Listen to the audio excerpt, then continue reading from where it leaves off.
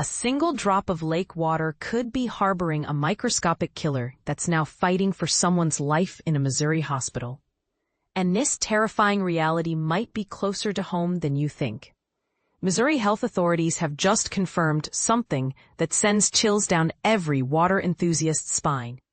An adult resident is currently battling for their life against Naegleria fowleri, the notorious microorganism that earned its spine-tingling nickname as the brain-eating amoeba.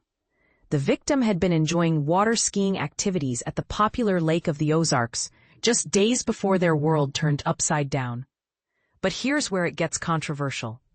Should we be panicking about every lake, river, and pond across America? The Missouri Department of Health and Senior Services has officially documented this as a laboratory-confirmed case of Primary Amebic Meningoencephalitis, or PAM for short. Think of PAM as the medical term for what happens when this tiny single-celled organism decides to take a deadly journey through your nasal passages straight to your brain tissue.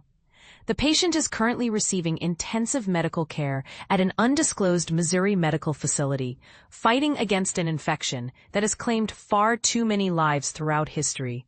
Investigators are still piecing together exactly how this person became exposed to the amoeba, but early evidence points to their recent water skiing adventure at Lake of the Ozarks.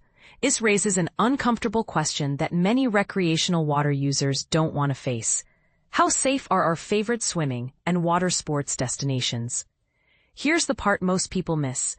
While Naegleria fowleri sounds like something out of a horror movie, it's actually incredibly common in warm freshwater environments, rivers, lakes, ponds, and even inadequately maintained swimming pools can harbor these microscopic organisms. They thrive in temperatures that feel perfectly refreshing to us humans, particularly when water temperatures climb above 80 degrees Fahrenheit.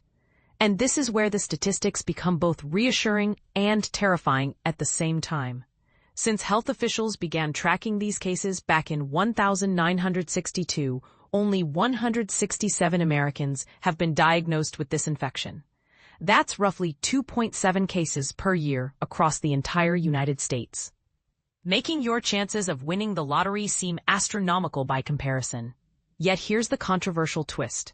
Nearly everyone who contracts PAM dies from it, with survival rates hovering around a devastating 3%. So should millions of Americans avoid their favorite lakes and rivers because of 167 cases spread across 6 decades? Health experts insist that recreational water activities should continue, but with a crucial understanding of how this infection actually occurs.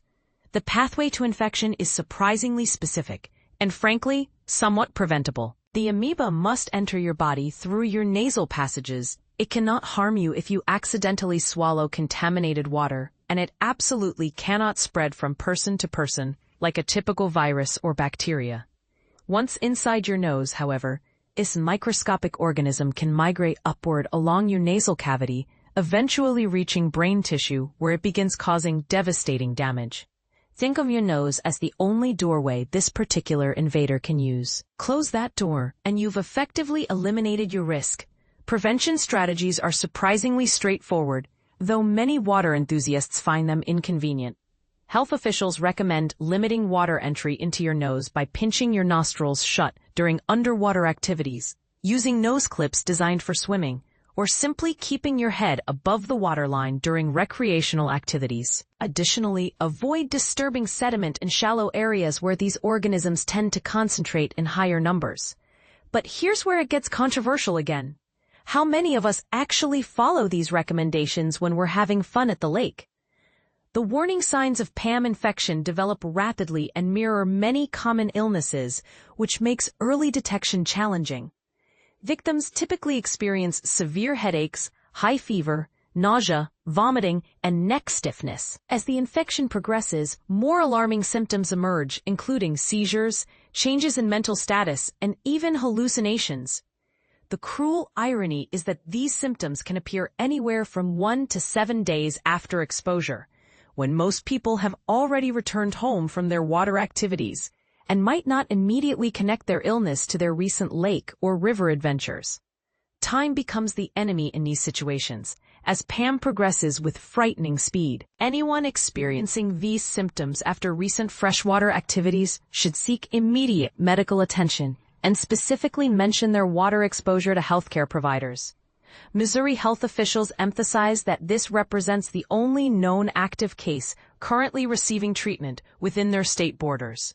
However, this raises an unsettling question. How many cases might go undiagnosed or misidentified as other conditions, particularly in rural areas with limited access to specialized testing facilities? The broader implications extend beyond individual cases.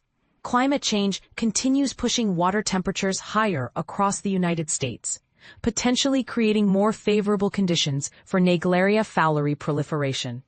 Should communities be investing in regular monitoring of popular recreational water sites? Are current public health surveillance systems adequate for detecting and responding to these rare but deadly infections? Some experts argue that the extremely low infection rates don't justify extensive monitoring programs or dramatic changes to recreational water guidelines. Others contend that even one preventable death demands more aggressive public awareness campaigns and potentially more restrictive safety recommendations. What's your take on this dilemma? Should the fear of extremely rare but deadly infections change how millions of Americans enjoy their favorite lakes and rivers? Are we overreacting to statistical anomalies, or are we not taking these preventable tragedies seriously enough? The comment section awaits your perspective on where we should draw the line between reasonable caution and excessive fear.